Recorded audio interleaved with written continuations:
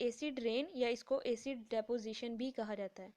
So main topic होगा हमारा the effects of polluted air on environment, कि अगर हमारी एयर पोल्यूट हो जाती है इन पोल्यूटेंट्स की वजह से, जिनको हमने पिछले लेक्चर्स में डिस्कस किया, तो इसकी वजह से हमारे इन्वायरमेंट पे क्या इफ़ेक्ट होता है, किस किस तरह के नुकसान इससे लाहक होते हैं, उनको हमने डिस्कस करना है आज। और पहला पॉइंट डिस्कस करेंगे सिर्फ एसिड रेन का। एसिड रेन एक्चुअली इसको सबसे पहले डिस्कवर किया था एंगस स्मिथ ने इन 17th सेंचुरी। और इससे पहले इसको इतनी कोई ख़ास इंपॉर्टेंस नहीं थी दी गई, इससे पहले इसको एज अ एसिड डेपोजिशन ही देखा जाता था। लेकिन 1950s के बाद इसको as a serious environmental problem के तौर पर देखा जाने लगा एसिड रेन को। एसिड रेन में एक्चुअली होता क्या है, अगर हम इसके सोर्सेज की तरफ देखें तो जैसे पिछले लेक्चर्स में हमने पोल्यूटेंट्स पढ़े, carbon monoxide, nitrogen monoxide, nitrogen dioxide, sulphur dioxide, sulphur trioxide. तो ये तमाम जो पोल्यूटेंट्स हैं जो हमारी एटमॉस्फेयर को पोल्यूट करते हैं और मुख्तलिफ अफेक्ट्स भी हमने उनके देखे, तो उनमें से ये एक अफेक्ट एसिड रेन भी है।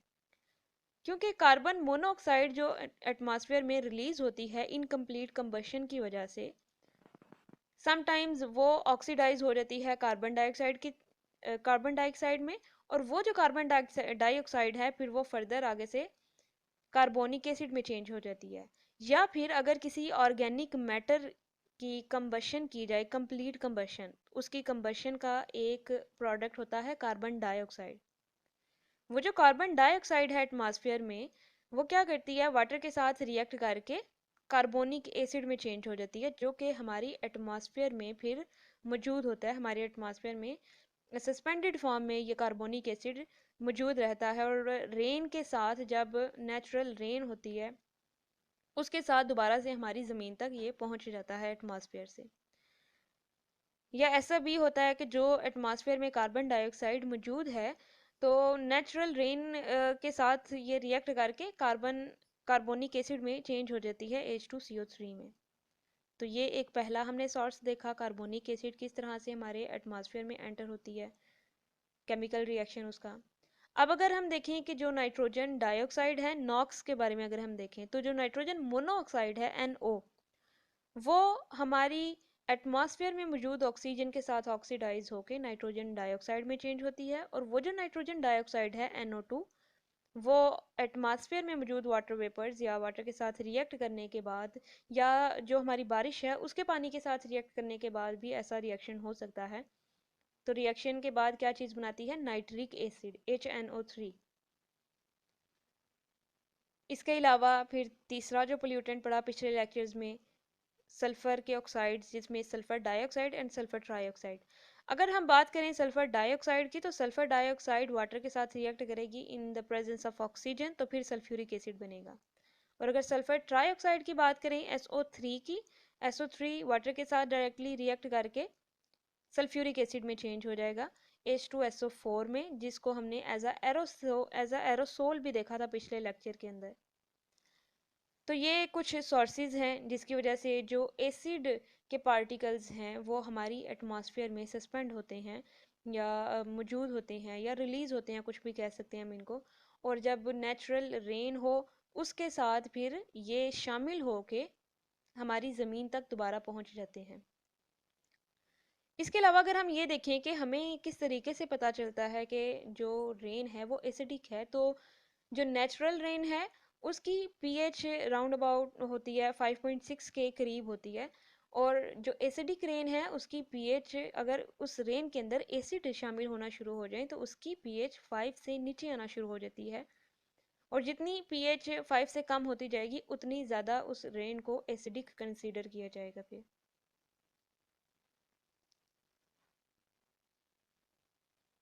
अब अगर हम देखें कि acid rain due to hydrogen chloride, तो हाइड्रोजन क्लोराइड भी एक एसिड है। और अगर ये रेन के साथ ज़मीन तक पहुंचता है तो ऐसी रेन को भी एसिडिक बोलेंगे, क्योंकि ये भी एसिड है, तो ये भी नेचुरल रेन की पीएच को 5.6 से कम करना शुरू कर देगा।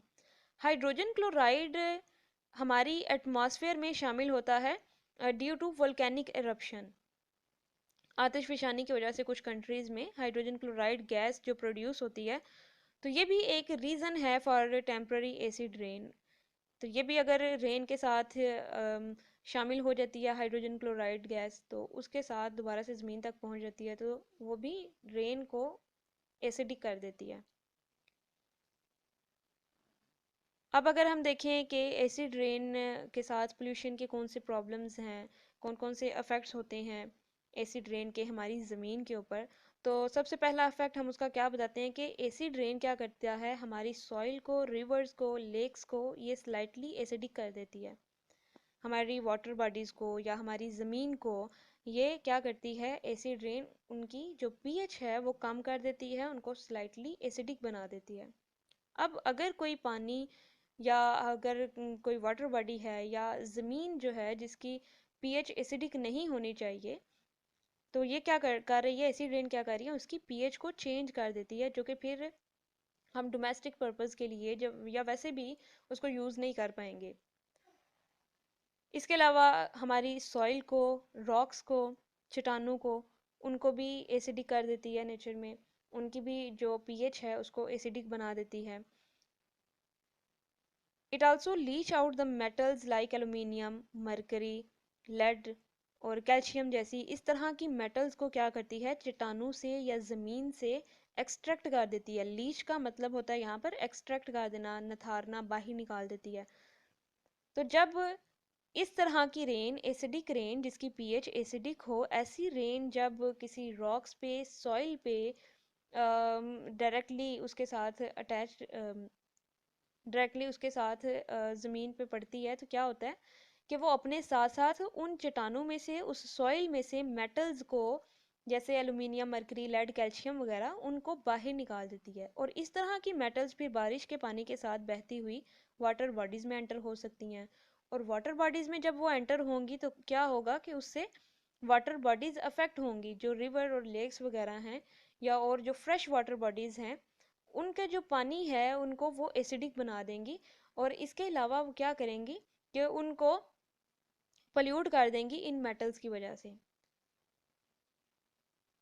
फिर ये जो एसिड रेन है सॉइल के ऊपर अगर ये पड़ती है डायरेक्टली, तो ये क्या करती है, सॉइल की नेचर को भी एसिडिक कर देगी।